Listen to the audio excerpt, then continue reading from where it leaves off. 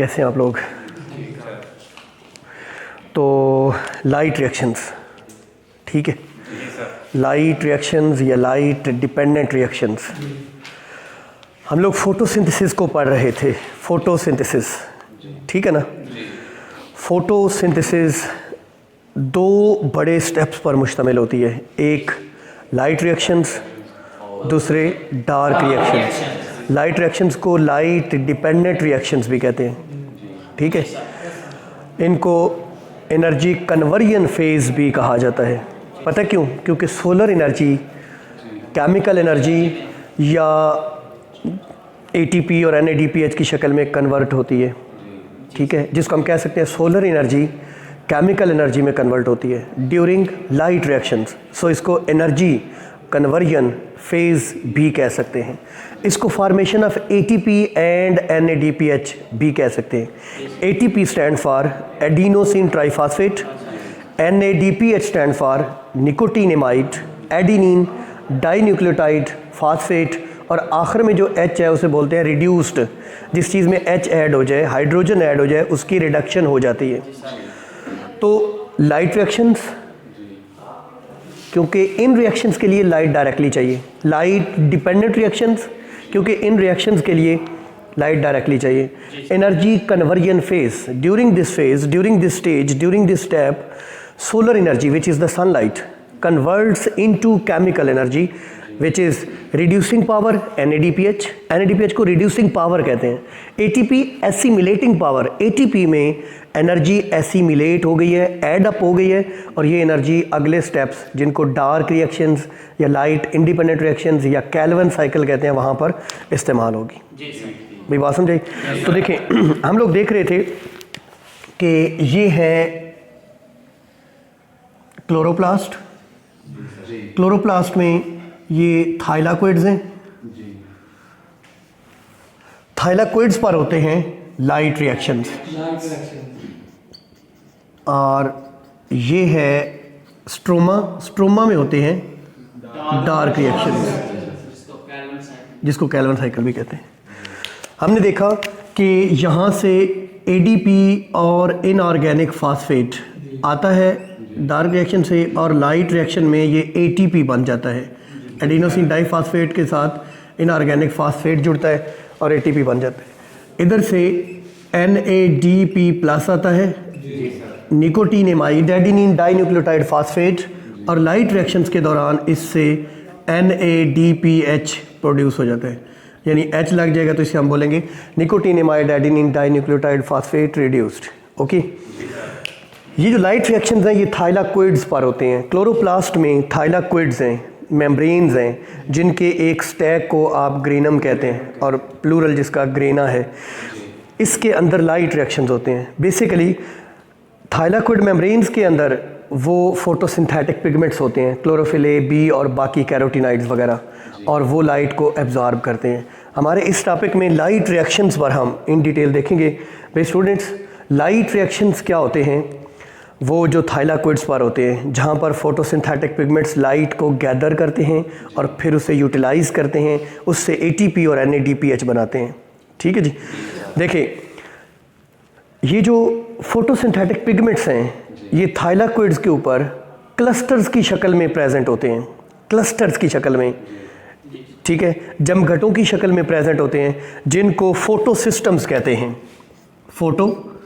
फोटोसिस्टम्स। What is photosystem?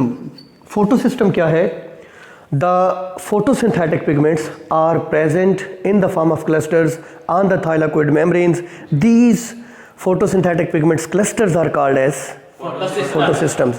Photosystem दो हैं, एक photosystem 1 जिसको PS1 या ये 700 नैनोमीटर की लाइट को एब्जॉर्ब करता है, इसको P700B कहते हैं।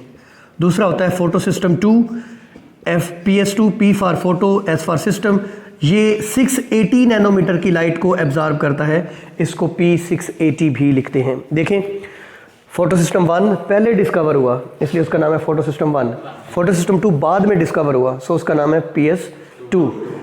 फोटोसिस्टम समझ आ गया?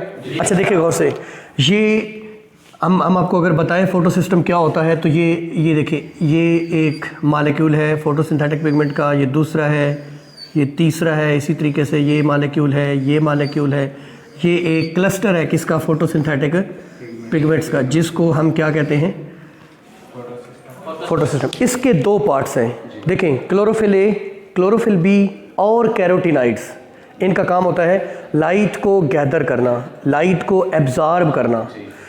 इसको बोलते हैं, जो लाइट को एब्जॉर्ब करता है, ये लाइट है, सनलाइट, इसको बोलते हैं एंटीना कम्प्लेक्स। एंटीना का क्या काम होता है ना, एंटीना ये टेलीविजन का रेडिएशन एब्जॉर्ब करते हैं, समझे? तो ये एंटीना कम्प्लेक्स, ये मॉलिक्यूल्स क्या है, एंटीना कम्प्लेक्स। बच्चों ये क्या होते हैं, ये क्लोरोफिल ए हो सकता है, बी हो सकता है, कैरोटीनाइड्स भी हो सकते हैं। ये जो आखिरी मॉलिक्यूल है ना, ये क्लोरोफिल ए होता है हमेशा, और इसको बोलते हैं रिएक्शन सेंटर।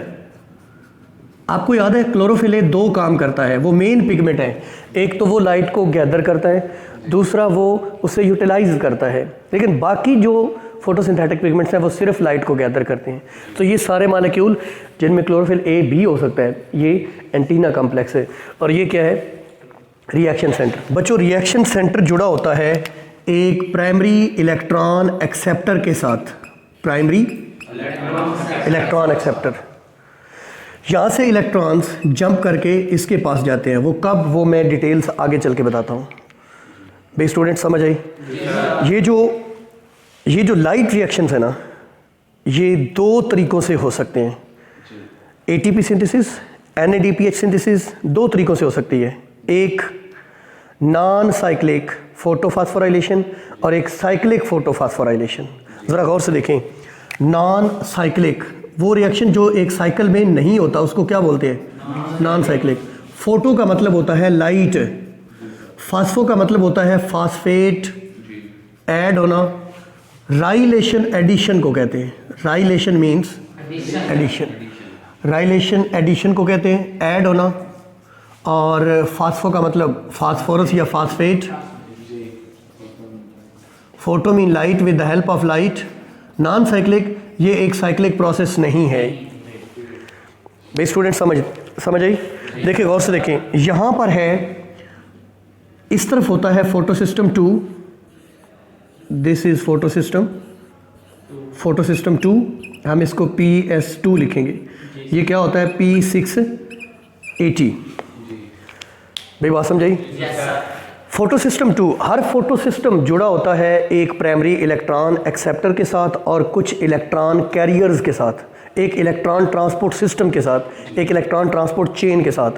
तो बच्चों देखिए गौर से, यहाँ पर जब लाइट, बल्कि मुझे कहना चाहिए कि ये अटैच्ड है, इधर है, हम यहाँ पे लिख लेंगे प्राइमरी इलेक्ट्रॉन एक्सेप्टर के साथ। ये क्या है, प्राइमरी इलेक्ट्रॉन एक्सेप्टर। और प्राइमरी इलेक्ट्रॉन एक्सेप्टर से आगे यहाँ पे मुख्तलिफ इलेक्ट्रॉन कैरियर्स है, एक है प्लास्टोक्यूनोन, एक है साइटोक्रोम कम्प्लेक्स। असल में ये दो साइटोक्रोम्स होते हैं, साइटोक्रोम ए और बी, ए और A3, इसलिए इनको साइटोक्रोम कम्प्लेक्स बोलते हैं। उसके आगे एक कॉपर कंटेनिंग प्रोटीन है प्लास्टोसायानिन, जो कि एंड होती है, यहाँ पर प्रेजेंट है फोटो सिस्टम 1। यहाँ पे क्या प्रेजेंट है, फोटो सिस्टम 1। स्टूडेंट समझ आई? देखें, जब लाइट पड़ेगी यहाँ पर, तो यहाँ पे दो काम होंगे। पहला काम, जब क्लोरोफिल मॉलिक्यूल्स यानी P680 के ऊपर लाइट पड़ेगी, तो यहाँ से दो इलेक्ट्रॉन्स जंप करके प्राइमरी इलेक्ट्रॉन एक्सेप्टर के पास आ जाएंगे। यहाँ पर एक होल क्रिएट हो जाएगा। होल का मतलब होता है इलेक्ट्रॉन्स की कमी, ये आप फिज़िक्स में भी पढ़ते हैं। दो इलेक्ट्रॉन्स जंप करके प्राइमरी इलेक्ट्रॉन एक्सेप्टर के पास आ गए और यहाँ पे होल क्रिएट हो गया, दो इलेक्ट्रॉन्स की डेफिशिएंसी। इस डेफिशिएंसी को, अब इलेक्ट्रॉन्स किधर आ गए, प्राइमरी इलेक्ट्रॉन एक्सेप्टर के पास। इस इलेक्ट्रॉन की डेफिशिएंसी को पूरा करने के लिए, स्टूडेंट्स, इस इलेक्ट्रॉन्स की डेफिशिएंसी को पूरा करने के लिए, आपको पता है लाइट रिएक्शंस में वाटर यूज़ होता है। हमने देखा था कि यहाँ से वाटर ऐड होता है लाइट रिएक्शंस में, और इधर से ऑक्सीजन रिलीज़ होती है। वो कैसे, वो मैं बताता हूँ। और डार्क रिएक्शंस में कार्बन डाइऑक्साइड ऐड होती है, ये हम नेक्स्ट देखेंगे, कार्बन डाइऑक्साइड, और यहाँ से शुगर रिलीज़ होती है, ठीक है ना। तो ये वाटर जो है, यहाँ पे इसकी ब्रेकडाउन होगी, H2O की ब्रेकडाउन से इस प्रोसेस को ये लाइट की मदद से होगा, इसको बोलेंगे photolysis. Photo mean light, lysis mean break होना, टूटना, रोशनी की मदद से टूटना। पानी जब टूटता है तो इससे 2 हाइड्रोजन और हाफ ऑक्सीजन, ऑक्सीजन होता है O2 की शक्ल में, इसको बैलेंस करने के लिए साथ 1/2। ये जो 2 हाइड्रोजन हैं ये 2 इलेक्ट्रॉन रिलीज करते हैं तो इन पे +2 चार्ज रहता है, यानी 2 इलेक्ट्रॉन, 2 हाइड्रोजन आइन और हाफ ऑक्सीजन। हाइड्रोजन में 1 इलेक्ट्रॉन और 1 प्रोटॉन होता है। वो सिंगल इलेक्ट्रॉन जब निकल जाए तो पीछे 1 प्रोटॉन बचता है, इसलिए H+ आइन को प्रोटॉन भी बोलते हैं। तो ये चीज़ें क्रिएट हुई। ये जो 2 इलेक्ट्रॉन है बच्चों, ये इस होल को फिल अप कर देंगे। ये होल तो हो गया, ये कमी तो हो गई पूरी। अब देखें, ये 2 इलेक्ट्रॉन प्लास्टोक्यूनोन के पास जाएंगे। प्लास्टोक्यूनोन ने जब 2 इलेक्ट्रॉन लिए तो उसकी क्या हुई, उसकी रिडक्शन हुई, इलेक्ट्रॉन का लेना रिडक्शन, और PeA की क्या हुई, ऑक्सीडेशन। फिर इससे साइटोक्रोम कम्प्लेक्स के पास, साइटोक्रोम कम्प्लेक्स से प्लास्टोसायनिन के पास, प्लास्टोसायनिन से बच्चों अब यहाँ भी लाइट पड़ती है ना, P700, इसको फोटोसिस्टम 2 कहते हैं। यहाँ भी लाइट पड़ती है ना, यहाँ से भी इलेक्ट्रॉन जंप करते हैं और किधर जाते हैं, प्राइमरी इलेक्ट्रॉन एक्सेप्टर। किसका, फोटोसिस्टम P700 PS1 को कहते हैं। सॉरी ये PS1 है, ठीक है जी। तो ये प्राइमरी इलेक्ट्रॉन एक्सेप्टर के पास आ गए, प्राइमरी इलेक्ट्रॉन एक्सेप्टर के पास। बच्चों यहाँ पे होल क्रिएट हो गया है ना 2 इलेक्ट्रॉन्स का। वो होल जो इधर से 2 इलेक्ट्रॉन आ रहे थे उन्होंने फिल अप कर दिया, और ये जो 2 इलेक्ट्रॉन आए हैं ऊपर फोटोसिस्टम 1 से जंप करके, ये किधर जाएंगे, ये जाएंगे यहाँ पे एक फेरिडॉक्सन आयरन कंटेनिंग प्रोटीन होगी, इलेक्ट्रॉन कैरियर होगा एक, ठीक है, उसके पास। और वहाँ से जाएंगे 2 इलेक्ट्रॉन NADP+ के पास, NADP+ के पास 2 इलेक्ट्रॉन है। 1 इलेक्ट्रॉन ये लेगा, इसका ये चार्ज खत्म हो जाएगा, NADP बन जाएगा। हाइड्रोजन आइन इधर आएंगे, यहाँ से हाइड्रोजन आइन मूव करके, पता है इधर 2 इलेक्ट्रॉन 2 हाइड्रोजन आइन भी पैदा हुए थे, ये मूव अगर कहेंगे 1 हाइड्रोजन आइन 1 इलेक्ट्रॉन लेगा, 1 इलेक्ट्रॉन ये लेगा, तो ये क्रिएट क्या हो जाएगा, NADPH।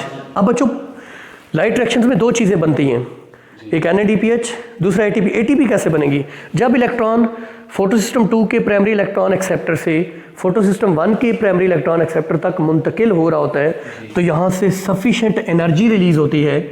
उस एनर्जी को यूज़ करके ADP और इनऑर्गेनिक फास्फेट को जोड़कर ATP बना लिया जाता है, एडिनोसिन ट्राइफॉस्फेट। किस तरह, कैसे, ADP और इनऑर्गेनिक फास्फेट को जोड़ने के लिए 7.3 किलो कैलोरीज एनर्जी दरकार होती है। और जब चीज़ें हाई एनर्जी से लो की तरफ गिरती हैं तो एनर्जी रिलीज होती है। बच्चों जैसे ये देखें मार्कर है, ये बुलंदी पर है, ये हाई एनर्जी पर है, मैं इसे छोड़ रहा हूँ,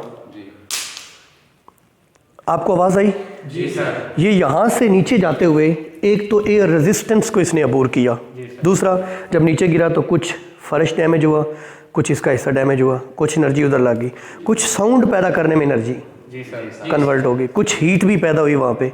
बिल्कुल इसी तरीके से जब इलेक्ट्रॉन हाई एनर्जी से लो की तरफ आते हैं तो एनर्जी रिलीज़ होती है। जब भी कोई चीज़ ऊपर से नीचे आती है या बुलंदी से नीचे की तरफ आती है या हाई एनर्जी से लो, तो एनर्जी रिलीज़ होती है। वो 7.3 किलो कैलोरी एनर्जी को जोड़कर इनऑर्गेनिक फास्फेट और ADP को मिला के ATP, ये PI क्यों लिखते हैं, क्योंकि बच्चों ये इनऑर्गेनिक है। ये जब ADP के साथ मिलता है तो ये ATP एक ऑर्गेनिक सब्सटेंस है, ADP भी ऑर्गेनिक है, तो ये ऑर्गेनिक का हिस्सा बन जाता है। इसको फास्फोराइलेशन कहते हैं, इसको फोटोफास्फोराइलेशन, ये कि लाइट की मदद से फोटोफास्फोराइलेशन हुई है।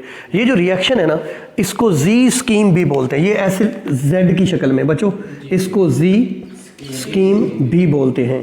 प्रीडोमिनेंट शक्ल यही है फास्फोराइलेशन की। फास्फोराइलेशन, एडिशन ऑफ फास्फेट, ये देखो यहाँ पे फास्फेट ऐड हुआ है, ATP सिंथेसिस को फास्फोराइलेशन कहते हैं। और चूंकि ये लाइट की मदद से हो रही है इसलिए इसको फोटोफास्फोराइलेशन, आगे चल के देखेंगे oxidative phosphorylation, but this is photophosphorylation. ये नॉन साइक्लिक है। देखें यहाँ से कहानी चली थी और यहाँ पे जाके इख्तिताम पजीर हुई, यानी ये नॉन साइक्लिक है। बच्चों सम टाइम पता क्या होता है, अब प्लांट्स में NADPH तो सिर्फ यूज़ होगा, ये किधर प्रोड्यूस हो रहा है, ये लाइट रिएक्शन में। देखें NADPH भी प्रोड्यूस हो गया, ATP भी प्रोड्यूस हो गया, यहाँ पे फोटोसिस्टम 1 और 2 दोनों यूज़ होते हैं। इधर जाके कैसे यूज़ होगा ये हमारा कल का टॉपिक होगा, और फिर ADP और इनऑर्गेनिक फास्फेट NADPH वापस आ जाएंगे। प्लांट्स में NADPH का इस्तेमाल सिर्फ डार्क रिएक्शंस में होता है। इधर से पैदा होकर इधर। लेकिन एटीपी का इस्तेमाल पौधों में हर जगह होता है, प्लांट्स में हर जगह। एटीपी तो एनर्जी है, एनर्जी करेंसी है लिविंग ऑर्गेनिज्म में, इसका इस्तेमाल हर जगह है। तो बाज़ औक़ात प्लांट्स में एटीपी की कमी हो जाती है, एटीपी डेफिसिट हो जाता है और एनएडीपीएच काफ़ी होता है। तो प्लांट्स एक नॉन साइक्लिक एक साइक्लिक फोटोफॉस्फोराइलेशन की तरफ ट्रांसफ़र होते हैं। मैं यहीं से आपको समझा दूंगा बच्चों। नॉन साइक्लिक में फोटोसिस्टम 2 और 1 दोनों इन्वॉल्व होते हैं, जबकि साइक्लिक में सिर्फ फोटोसिस्टम 1 इन्वॉल्व होता है। कैसे, ज़रा गौर से देखें। जब लाइट पड़ती है तो यहाँ से 2 इलेक्ट्रॉन जंप करके प्राइमरी इलेक्ट्रॉन एक्सेप्टर के पास, वहाँ से फेरिडॉक्सन के पास, ये फेरिडॉक्सन मैं इस तरफ लिख रहा हूँ, वही वाला, ये वाला फेरिडॉक्सन से एनएडीपीएच के पास जाने की बजाय साइटोक्रोम कम्प्लेक्स के पास, वहाँ से प्लास्टोसायानिन के पास, वहाँ से फोटोसिस्टम 1 के पास, वहाँ से दोबारा प्राइमरी इलेक्ट्रॉन एक्सेप्टर, वहाँ से फेरिडॉक्सन, वहाँ से साइटोक्रोम कम्प्लेक्स, वहाँ से प्लास्टोसायानिन, वहाँ से फोटोसिस्टम 1। तो इसको बोलते हैं साइक्लिक। देखिए एक साइकिल चल रहा है, इस दौरान ये चीज़ तो प्रोड्यूस हो रही है लेकिन ये प्रोड्यूस नहीं हो रही। ये समटाइम्स, रेयरली, कभी कभार ऐसा होता है जब प्लांट्स में एटीपी की डेफिशिएंसी हो जाती है।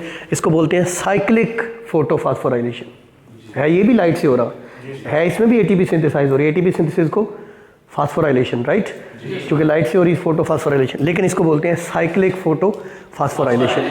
मैंने कहा प्लांट्स में साइक्लिक फोटोफॉस्फोराइलेशन रेयरली होता है, कभी कभार जब एटीपी की डेफिशिएंसी हो जाती है। लेकिन बच्चों जो नॉन साइक्लिक है वो हर वक्त होता है।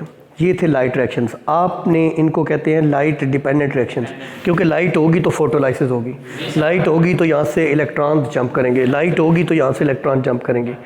और इसके जो प्रोडक्ट्स हैं ना, एटीपी और एनएडीपीएच, उस पे केल्विन साइकिल डिपेंड करता है, उस पे डार्क रिएक्शंस डिपेंड करते हैं।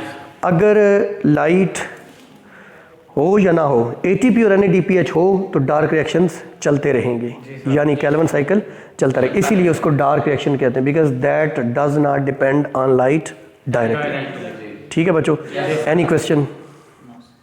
क्लियर है? चलें।